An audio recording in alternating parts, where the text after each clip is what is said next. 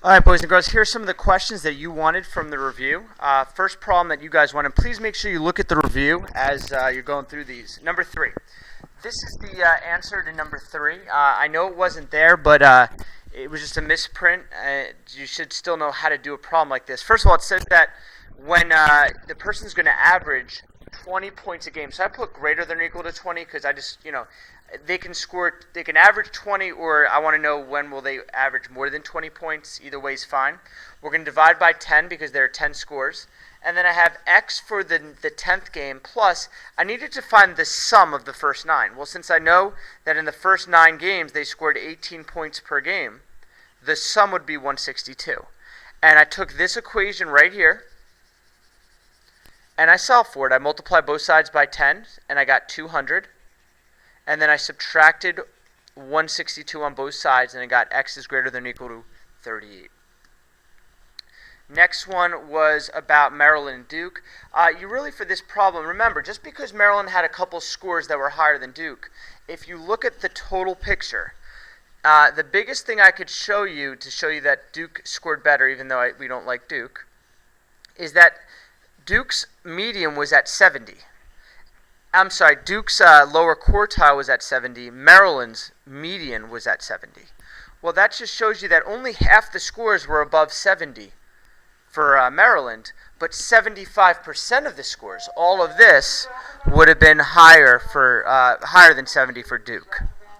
Next one, it asks you and shows you a graph, and it says that they said the number of number 4. Shishita worked 19 hours or less was greater than the number of hours she worked 23 or more. Well, I found that 23 was right at the median. So that means half the time she worked 23 or more. But the 19 only comes about midway through between the median and lower quartile. Well, this whole thing would have stood for 50%. So since it's only up here and less, this part right here, that's definitely going to be less than 50%. And the last one you guys wanted to see was problem number 12.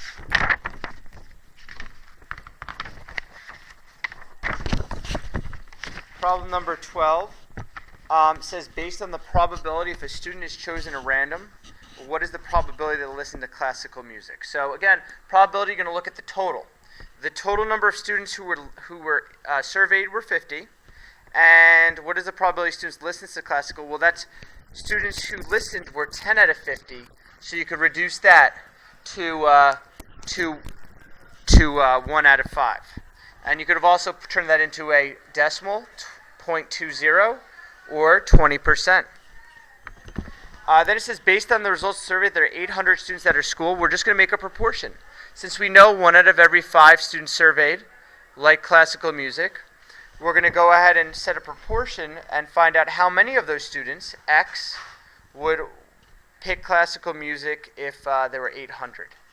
So we're going to go ahead and cross multiply. You get 5x equals 800. And then divide both sides by 5, which gets us our prediction, 800 divided by 5, which would be that 160 students possibly want a classical music.